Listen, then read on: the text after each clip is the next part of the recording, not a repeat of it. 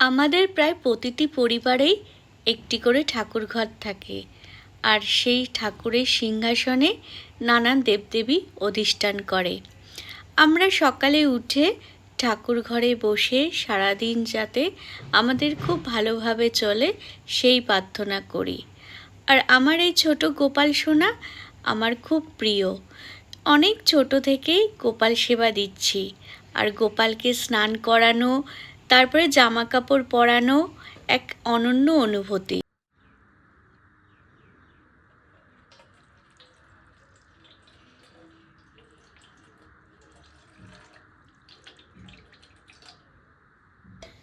গোপাল সোনা আমাদের পরিবারের সবথেকে ছোট সদস্য, আর গোপাল সোনাকে স্নান করিয়ে তারপরে নতুন একটা জামা পরিয়ে দেবো।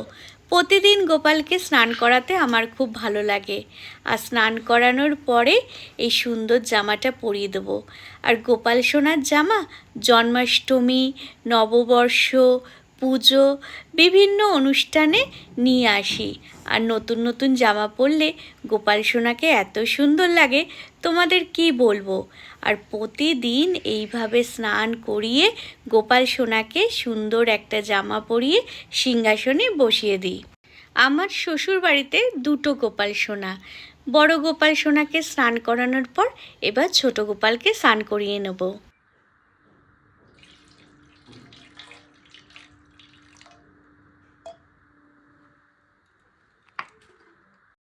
ছোট গোপাল সোনা আর বড় গোপাল সোনা, দুই গোপাল সোনাকেই গামলায় বসিয়ে স্নান করাই, আর স্নান করানো হয়ে গেছে। এরপরে জামা পরিয়ে দেবো, আর ছোট গোপাল সোনাকে জামা পরিয়ে দোলনায় বসিয়ে দেবো। আর গোপাল সোনাদের আমার স্নান করাতে খুব ভালো লাগে। আর তোমাদের কার কার গোপাল সোনাদের স্নান করাতে ভালো লাগে জানিও। আগে কিন্তু কাপড় দিয়ে গা মুছিয়ে দিতাম, তখন কি করব, পরিস্থিতি এমনই ছিল, ব্যস্ততার মধ্যে ভালোভাবে স্নান করাতে পারি না। কিন্তু এখন সকাল সকাল ঠাকুর ঘরে চলে আসি পুজো দিতে, তো সেই কারণেই ভালোভাবে স্নান করাতে পারি। এখন রাধারানীকে গামলায় বসিয়ে স্নান করিয়ে নেব।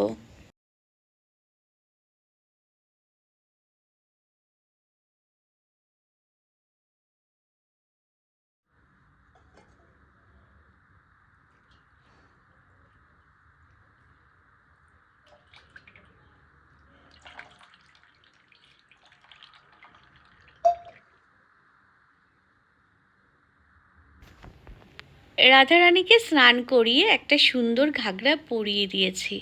রাধারানী আর শ্রীকৃষ্ণ দুজনের জন্য ঘাগরা পুরো একই ধরনের আনা হয়, শুধু রঙটাই আলাদা। রাধারানীর পরে এবার শ্রীকৃষ্ণকে স্নান করিয়ে নেব। প্রথম প্রথম কাজের ব্যস্ততার মধ্যে স্নান করাতে পারতাম না, সেই কারণে ঠাকুরদের গা পুছিয়ে দিতাম। এখন কিন্তু প্রতিদিন স্নান করাই।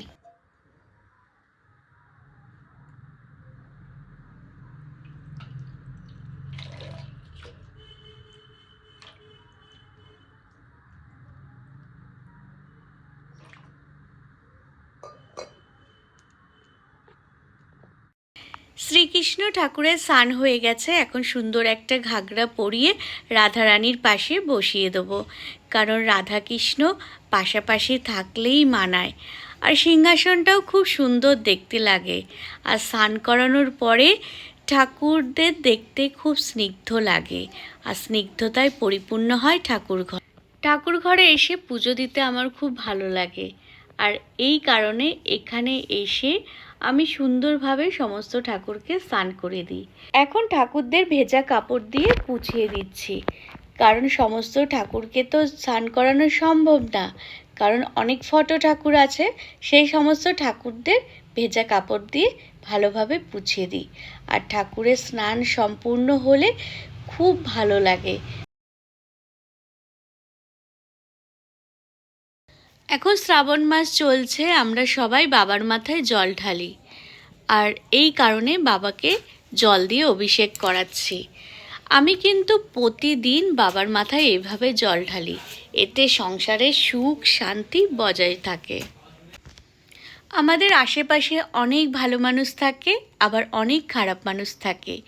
ভালো মানুষদের সংস্পর্শে থাকলে আমরা যেরকম অনেক ভালোবাসা পাই, তেমনই কিন্তু খারাপ মানুষের সংস্পর্শে থাকলে আমরা অনেক দুঃখ কষ্ট পাই। আর আমি এইভাবে ঠাকুর পুজো করার পরে ভালো মানুষদের সংস্পর্শ পেয়ে অনেক সুখে আছি, ভালো আছি। এখন রাধা কৃষ্ণ আর গোপাল সোনাদের মাথার চুল অলংকার পরিয়ে সুন্দরভাবে সাজিয়ে তুলব, কারণ সুন্দরভাবে সাজিয়ে তুললে অপরূপ সুন্দর লাগে দেখতে। আর এইভাবেই কিন্তু প্রতিদিন আমি পুজো দিই। অনেকটা সময় সাপেক্ষ ব্যাপার, প্রায় 1 ঘন্টা 2 ঘন্টা লাগে পুজো দিতে। আগে অনেক বকা খেতাম এতক্ষণ ঠাকুর ঘরে বসে আছি দেখে, কিন্তু এখন আর কেউ বকা দেয় না, কারণ জানে যে আমি আগে আমার পুজো সম্পূর্ণ করব, তারপরে আমি সংসারে অন্যান্য কাজে হাত দেব। এটা এখন সবার অভ্যাস হয়ে গেছে। আর আমিও তেমনি অনেক সকালেই পুজো দিতে আসি, যাতে আমার কারণে কেউ বিরক্ত না হয় আর আমি সুন্দরভাবে সুষ্ঠুভাবে ঠাকুর পুজো দিতে পারি। আর এইভাবে পুজো দেওয়ার পরে সংসারে অনেক উন্নতি হয়েছে। এখন গোপাল সোনাদের সুন্দরভাবে সাজিয়ে দিচ্ছি। গলার হার, মাথায় মুকুট, হাতের বাঁশি, এটি হলো গোপাল সোনাদের অপরূপ সুন্দর সাজ। আর দোল্লায় বসিয়ে দিয়েছি ছোট গোপাল সোনাদের, কারণ গোপাল সোনার দোল্লায় বসতে খুব ভালোবাসে। আর বড় গোপালকে সিংহাসনে বসিয়ে দিয়েছি। এখন রাধা রানী, শ্রীকৃষ্ণ আর গোপাল সোনা আর সমস্ত ঠাকুরদের চন্দনের ফোঁটা দিয়ে সাজাবো, কারণ চন্দনের ফোঁটা পড়লে তবেই পুজো কমপ্লিট হয়। চন্দন ফুল দিয়ে পুজো করলে ঠাকুর এতটাই সন্তুষ্ট থাকে, সেই ঘরে সর্বত্র বিরাজ করে আর সমস্ত বাধা বিঘ্ন অভাব অনটন থেকে রক্ষা করে। অনেক অভাব অনটনের মধ্যে দিয়ে গেছি, আর সেই সমস্ত দিনের কথা মনে পড়লে এখন খুবই খারাপ লাগে, কিন্তু ভগবানের প্রতি অগাধ বিশ্বাস আর ভক্তি সমস্ত দুঃখ কষ্ট দূর করে। আমি আমাদের ঠাকুর ঘরের ঠাকুরদের খুব বিশ্বাস করি। অনেক বাধা বিঘ্নের মধ্যে দিয়ে গেছি, অনেক আর্থিক কষ্টের মধ্যে দিয়ে গেছি, তারা সবাই আমাদের রক্ষা করেছে। ফুল দিয়ে পুজো করলেই কোনো না কোনো সুখবর আসে, এইটা আমাদের প্রতিদিন হয়, কারণ আমাদের বাজারটা না অনেকটাই দূরে, সেই কারণে প্রতিদিন ফুল নিয়ে আসতে পারি না। আর যেদিন ফুল নিয়ে আসি সেদিন একটা চমৎকার ঘটে আর খুব সুখবর নিয়ে আসে। আর আমাদের সংসারটা ব্যবসা বাণিজ্যের ওপরেই চলে, সেই কারণে সুখবর মানে কোনো নতুন জামা কাপড়ের অর্ডার আসা। আমরা নতুন জামা কাপড় তৈরি করি, আর সেই অর্ডার এলে কার না ভালো লাগে। আর আমরা ফুলের মালা পরালেই সেদিনকে বিশাল বিশাল অর্ডার আসে, আর এতটা সুখবর নিয়ে আসে তোমরা ধারণা করতে পারবে না। কারণ আমাদের ওপর 10টা সংসার নির্ভর করছে এবং প্রতি মাসে তাদের মায়না দিতে লাগে। আর সত্যি 10টা সংসারের মায়না জোগাড় করা কিন্তু মুখের কথা না, সেই কারণে কোনো অর্ডার এলে কিন্তু আমরা খুব খুশি থাকি। আর ফুলের মালা পরালেই সেদিনকে কোনো না কোনো সুখবর আসবেই, এই কারণেই ফুলের মালা নিয়ে এসছি। আর আজকে আমাদের একটা বিশেষ দিন, একটা নতুন ব্যবসা বাণিজ্য শুরু করতে চলেছি, সেই কারণে ফুলের মালা ঠাকুরদের পরিয়ে দিচ্ছি। আর সত্যি এত সুখবর পাবো সেটা ভাবতেই পারিনি। সেই গুজরাট থেকে আমাদের অর্ডার এসছে। ফুলের মালা পরালেই কিন্তু খুব সুন্দর লাগে ঠাকুর ঘরে ঠাকুরদের। আর ফুলের মালা পরিয়ে দিয়েছি, এবারে ঠাকুরদের চরণে ফুল দেব। আমার শ্বশুর বাড়িতে মনসা মা আছে, আর মনসা মায়ের প্রতিদিন পুজো করি। আর তোমরা তো সবাই জানো মনসা মা দুধ কলা খুবই পছন্দ করে, সেই কারণে একটা বাটিতে দুধ আর তার সাথে কলা দিয়ে দিচ্ছি। আর মনসা মা আমার শ্বশুর বাড়িতে আসার পরে আমরা অনেক ভালো আছি, অনেক সুখে আছি। আর সেই সাথে সমস্ত ঠাকুরের ভোগ নিবেদন করে দিয়েছি। প্রতিদিন ঠাকুরকে কোনো না কোনো ফল নিবেদন করে থাকি।